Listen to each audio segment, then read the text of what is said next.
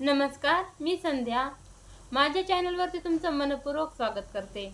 आजच्या व्हिडिओमध्ये आपण फायनान्शियल फ्रीडम म्हणजे काय आणि ते कसं मिळवायचं हे पाहणार आहोत. फायनान्शियल फ्रीडम आज हे प्रत्येक माणसाला हवे, पण ते कसं मिळवायचं याचा कोणीच विचार करत नाही. सगळेजण फक्त श्रीमंत व्हायचं स्वप्न पाहत असतात, पण श्रीमंत होण्यासाठी जे करायचं असतं ते कोणालाच करा वाटत नाही. म्हणजे मेहनत तर सगळेच करतात, पैसे पण कमवतात, पण आलेले पैसे कधी संपून जातात हे त्यांना पण कळत नाही. आता श्रीमंती म्हणजे काय? आपल्याला वाटतं अकाउंटवर भरपूर पैसे, लाखो करोडो रुपये असणारा माणूस श्रीमंत असतो, पण तसं नसतं. अहो, श्रीमंती म्हणजे तुम्ही आपली हौस पुरवताना पैशाची चिंता न करणं आणि आपले पैसे संपून जातील याचा विचार न करणं. महिन्याची पगार झाली, आपल्याला हे घ्यायचं होतं, आपल्याला ते करायचं होतं, असं म्हणत म्हणत आलेला पैसा कधी संपून जातो हे पण माहिती होत नसतं. पुन्हा महिनाभर मग घरामध्ये तंगीचं वातावरण, बायकोसोबत भांडण, मुलं हे मागतात ते मागतात म्हणून टेन्शन. हे असं होतं. तुमचंच म्हणून सांगत नाही हो, हे प्रत्येक घरात होतं. मग आता याचा मार्ग काय? काहीतरी उपाय असायला पाहिजे ना. सांगते, मीच सांगते.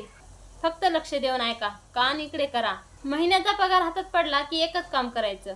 आलेल्या पगारीतील 20% पैसे बाजूला काढायचे. खर्चायला नाही हो, बचत करायला.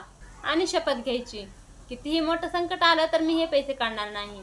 हां, खरंच खूप इमर्जन्सी आली तर तुम्ही काढू शकता, पण दारात एमराज टाकलेला असेल तरच पैसे काढा. म्हणजे कुणाला दवाखान्यात जर पैसे लागत असतील तर काढू शकता, असं माझं म्हणणं आहे. पण ते बचत केलेले पैसे तसेच राहू देऊ नका. ही तर महाभयंकर चूक असते. तुम्ही पैसे बचत करत असाल तर त्याचा फायदा होईल, हे मी मान्य करते. पण ते बचत केलेले पैसे तुम्ही जर कुठं गुंतवले तर त्यावर तुम्हाला व्याज मिळतं आणि तुमची रक्कम पण वाढत जाते. तुम्हाला गरीब लोकांची मानसिकता आणि श्रीमंत लोकांची मानसिकता हे कशी असते ते सांगते. श्रीमंत लोक आलेला पैसा कुठं गुंतवू याचा विचार करतात, कारण की त्यांना माहिती असतं आलेला पैसा असाच ठेवून दिला तर ते पैसे वाढणार नाहीत. पण तर तेच पैसे त्यांनी जर कुठं तरी गुंतवले तर त्यांना चांगलं व्याज मिळतं.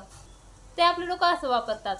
आणि गरीब मानसिकता असणारे लोक बघा, आलेला पैसा कुठं गुंतवू याचा विचार तर सोडाच, पैसा आल्याला आता याला मी कुठं खर्चू हा विचार करतात आणि शेवटी काहीच उरत नाही. म्हणून तर दिवसेंदिवस श्रीमंत लोक श्रीमंतच होत चालले आहेत आणि गरीब लोक गरीबच राहत आहेत. पैसा हातात आला की त्याच्याकडे बघताना एकच विचार करायचा, या पैशाला मी कुठं कामाला लावू. सगळ्या पैशाला म्हणत नाही आम्ही, फक्त पगारीच्या 20% राहिलेल्या पैशांचं बोलतेय मी, जे सुरुवातीला तुम्हाला मी बचत करायला सांगितलेले होते. म्हणजे जर तुमचा 20,000 जर पगार असेल तर 16,000 तुम्ही घर खर्चाला वापरू शकता, पण राहिलेले 4,000 रुपये याची तुम्ही बचत करा आणि महिन्याला 4-4 हजारांची गुंतवणूक करत राहा. गुंतवणूक पण 1-2 वर्षासाठी नाही करायची, चांगले 5-6 वर्षासाठी करायची, म्हणजे तुम्हाला रक्कम पण मोठी मिळते.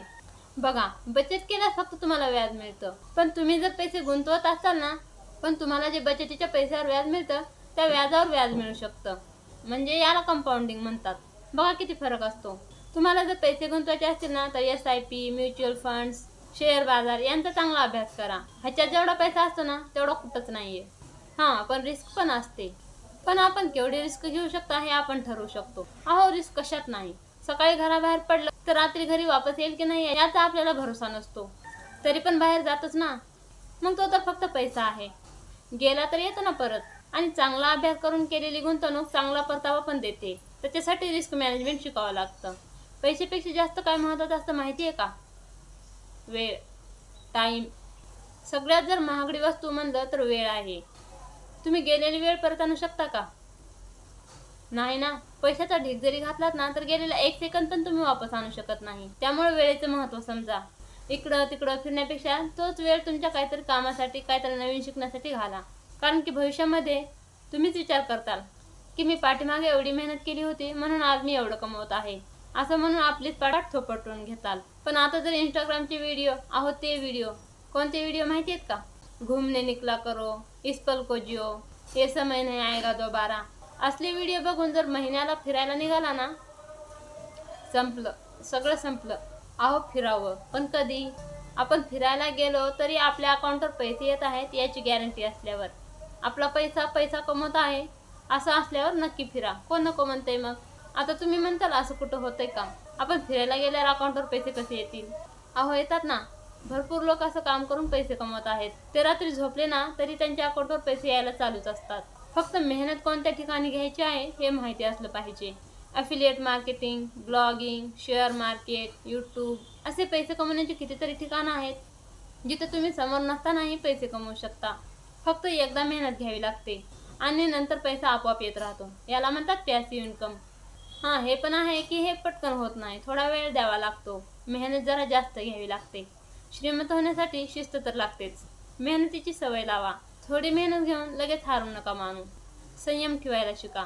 स्वतःवर आत्मविश्वास ठेवा की दुसरे करू शकतात तर मी पण करू शकतो, असा ॲटिट्यूड असला पाहिजे. आणि आजचा हा भन्नाट व्हिडिओ आवडला असेल तर व्हिडिओला लाईक करा आणि आपल्या दोस्तांना पण हा व्हिडिओ शेअर करा आणि अशाच व्हिडिओसाठी आपल्या चॅनलला सबस्क्राईब करा. धन्यवाद.